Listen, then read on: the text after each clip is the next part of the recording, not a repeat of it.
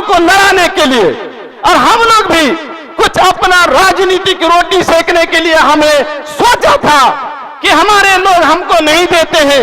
लेकिन आज मुझको समझ में आया कि आज हम अगर बट के रह जाएंगे जात के नाम से, इलाके के नाम से, बिरादरी के नाम से, जमात के नाम से, तो मुझे लग रहा है कि ये बीजेपी और ये कांग्रेस भी, कांग्रेस को देखा ना आप लोगों ने, अभी ये हमारे मुसलमान ही लोग थे ना, उसको काट के दूसरे को टिकट देके लड़ाने का काम मुसलमानों को किया इसने, ये कांग्रेस और आरजेडी ने। इसलिए मैंने सोचा कि नहीं, अगर कौम को मजबूत करना है, इलाके में अमन चैन शांति का पैगाम देना है, तो असदुद्दीन ओवैसी साहब जो हिंदू मुस्लिम एकता की बात करते हैं, एसटी एससी और मुसलमानों की तरक्की की बात करते हैं, उनके साथ रहना होगा, वरना हमारी कोई दास्तान ना होगी दास्तानों में दोस्तों। इसलिए मैंने ऐलान जनाब अब्दुल रहमान साहब जो हमारा पार्टी को अभी जनाब साहब के हाथों से, इनके लिए एक बार जोरदार तालियों से स्वागत करो भाई, इनके लिए एक बार जोरदार ताली जनाब अब्दुल रहमान साहब माइक पर।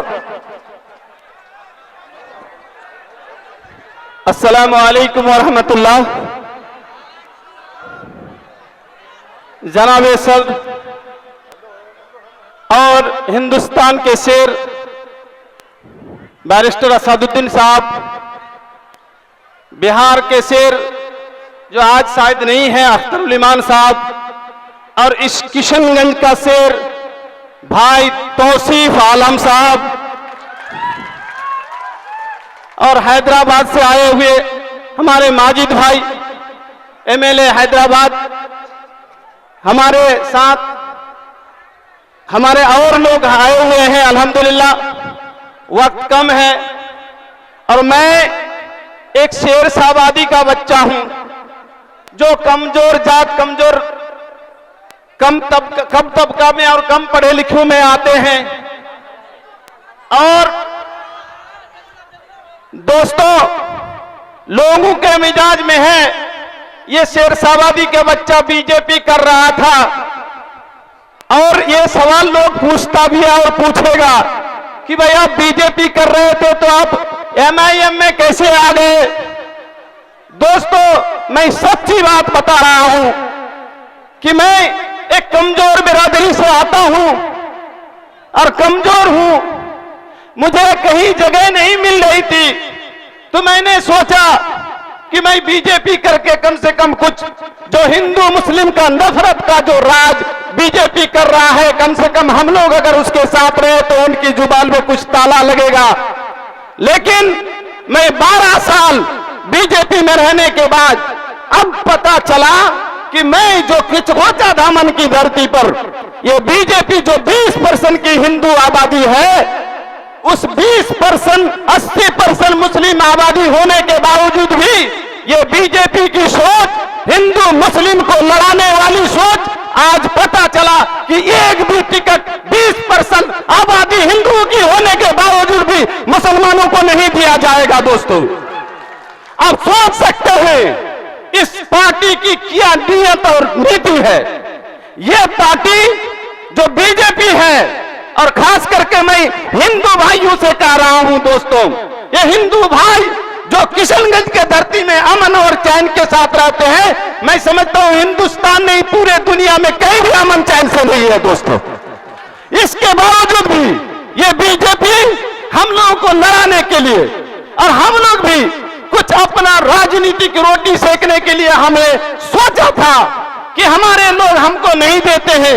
लेकिन आज मुझको समझ में आया कि आज हम अगर बट के रह जाएंगे जात के नाम से, इलाके के नाम से, बिरादरी के नाम से, जमात के नाम से, तो मुझे लग रहा है कि ये बीजेपी और ये कांग्रेस भी, कांग्रेस को देखा ना आप लोगों ने, अभी ये हमारे मुसलमान ही लोग थे ना, उसको काट के दूसरे को टिकट देके लड़ाने का काम मुसलमानों को किया इसने, ये कांग्रेस और आरजेडी ने।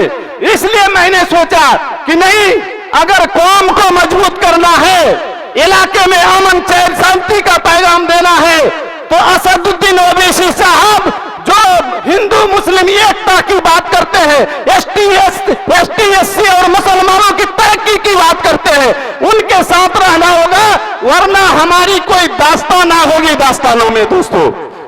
इसलिए मैंने ऐलान किया है, और खास करके मैं शेर सवादी भाइयों से मैं कहता हूं, जो लोग भी आए हैं मैं उनसे कहना चाहता हूं दोस्तों, ये हम लोग जो जात पात की राजनीति थोड़ा बहुत कर रहे हैं और करते थे, इनको तौबा कर दीजिए।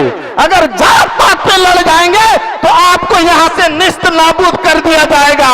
और अगर आप तौसीफ जैसे आदमी को इस इलाके से, इस किशनगंज से आप जीता कर नहीं भेजेंगे तो यहां किशनगंज में जो भी कांग्रेस और आरजेडी का नेता जो है ना, विधानसभा में जाके जिसी की आवाज जुबान नहीं खुल सकती है, वो सिंगल आदमी तौसीफ आलम है जिसकी जुबान खुल सकती है दोस्तों।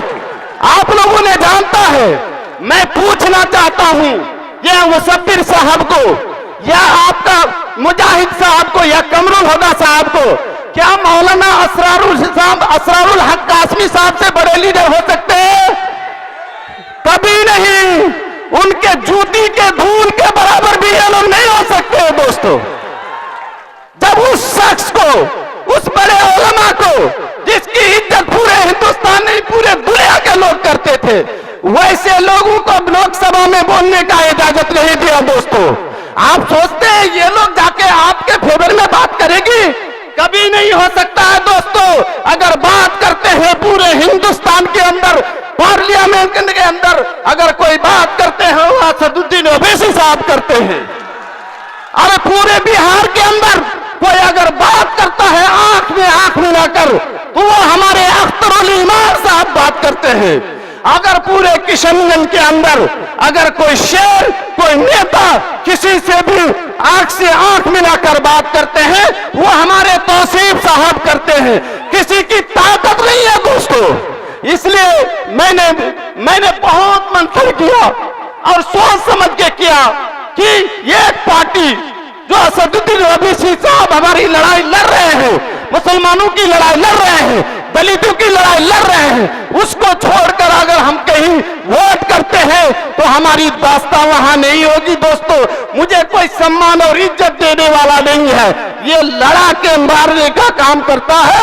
इसलिए आज मैं इस पार्टी को ज्वाइन करता हूं और आप सबों का शुक्रिया अदा करता हूं कि इतनी भीड़ ये बता रही है इस बार 1 लाख पार तौसीफ आलम साहब।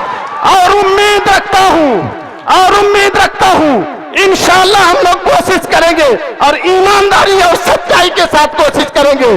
चारों सीट किशनगंज का हम लोग जिता कर भेजेंगे, ओवैसी साहब को मजबूत करेंगे और जो भी सरकार बनेगी वो ओवैसी साहब के अलावा, एमआईएम के अलावा नहीं बन सकती है।